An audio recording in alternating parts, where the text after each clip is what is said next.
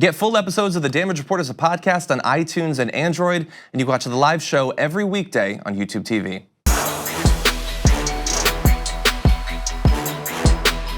Very happy to welcome to The Damage Report The Intercept and TYT contributor Ryan Grimm. Ryan, welcome to the show. Hey, how you guys doing? We're doing good, but it's still early. Things could go south pretty fast, I guess. So I know, yes. I know you're traveling across the country right now. I believe you're headed towards New York, correct? That's right, yep.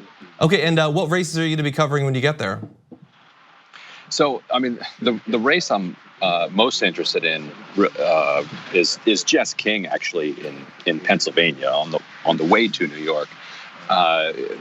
You know, she's a similar race to Richard Ojeda, to J.D. Scholten out in Iowa, Leslie Coburn in Virginia. These are people who have run in districts where normally Democrats would recruit a business owner who's a veteran and a prosecutor, preferably all three of those things, and tell them to run as far to the right as they can, raise them as much money from big donors as they can, and kind of sneak in underneath a terrible Republican.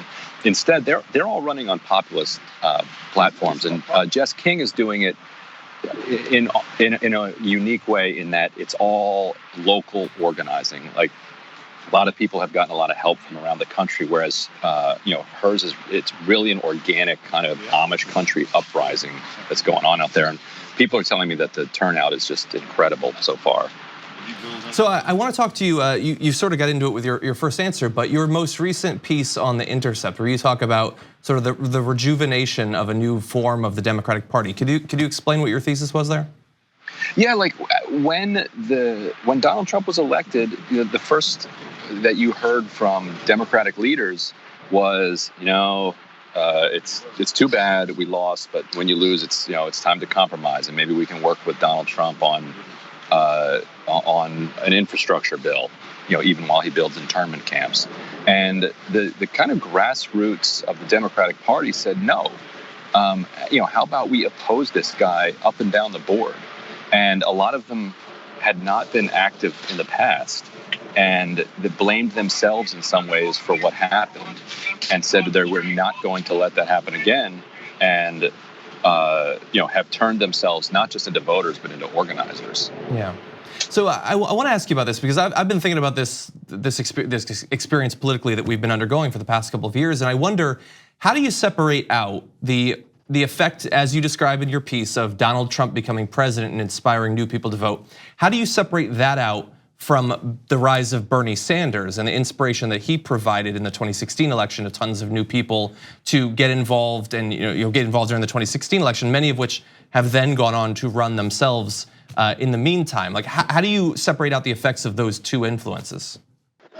So I think they're related phenomena, and a ton of the people who really got involved after the election, inspired by Trump, a lot of them were Hillary Clinton supporters, but they were very kind of mild supporters. They loved the idea of the first woman president. It was something that they'd always wanted to see in their lifetime, but they agreed with Bernie when it came to his platform.